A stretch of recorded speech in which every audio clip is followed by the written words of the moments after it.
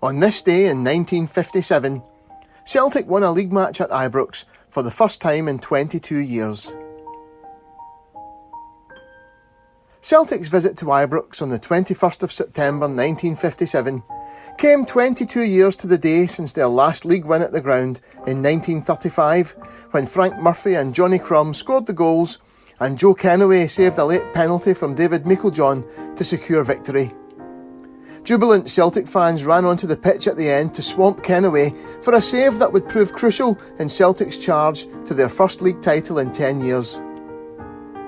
There would be no league title for Celtic to celebrate in season 1957-58, but the victory at Ibrox was celebrated just as wildly. Peter Hendry reported in the Evening Times of the 20th of September, "Jim Sharkey, the thin man of Celtic Park, may return to league team duty against Rangers tomorrow, and that would mean something of a romance." Sharkey's last first-team appearance was also against Rangers at Ibrox, when he was the Celtic inside left in the Glasgow Cup tie on August the 19th. This week, Jim reappeared against Hapoel in the friendly match at Parkhead. He did so well at outside right, the expectation is he'll stay there with Tully at outside left. But young Bertie Auld is among the 6 forwards listed. Celtic had made a good start to the season, advancing to the semi-finals of the League Cup after an aggregate 9-1 defeat of Third Lanark in the quarter-finals. Because of the League Cup, they had played only one league match so far, a 1-0 win away to Falkirk, and morale was high ahead of the match. Young Bertie didn't make the team, and they lined up Beattie, Donnelly, Fallon, Fernie, Evans, Peacock, Sharkey, Collins, McPhail, Wilson, Tully.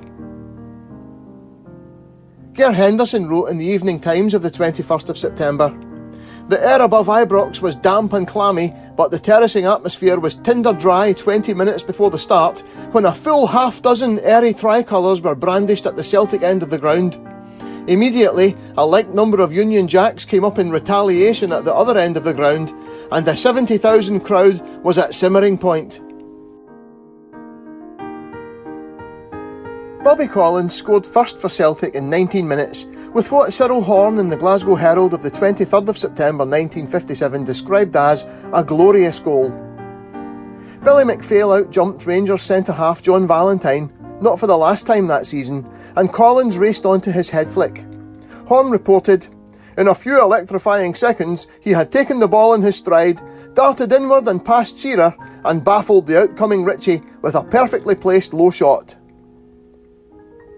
Shortly before half-time, Celtic missed a glorious chance to double their lead, Horne writing, "Tully, with a series of swerves and dummies, left a trail of dumbfounded opponents behind him, chipped the ball back to 2 unguarded colleagues a mere 10 yards from goal, and looked appealingly to the sky as both Wilson and McPhail duffed their shots." Rangers equalised 6 minutes before half-time, when Dick Beattie hesitated in coming out for a cross, and Billy Simpson crashed a header past him.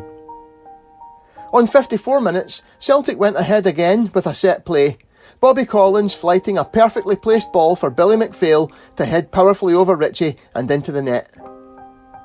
Celtic were in dreamland in the 65th minute when they added a third, Collins and Tully combining to send McPhail clear on the left, and his cross was headed in by Sammy Wilson.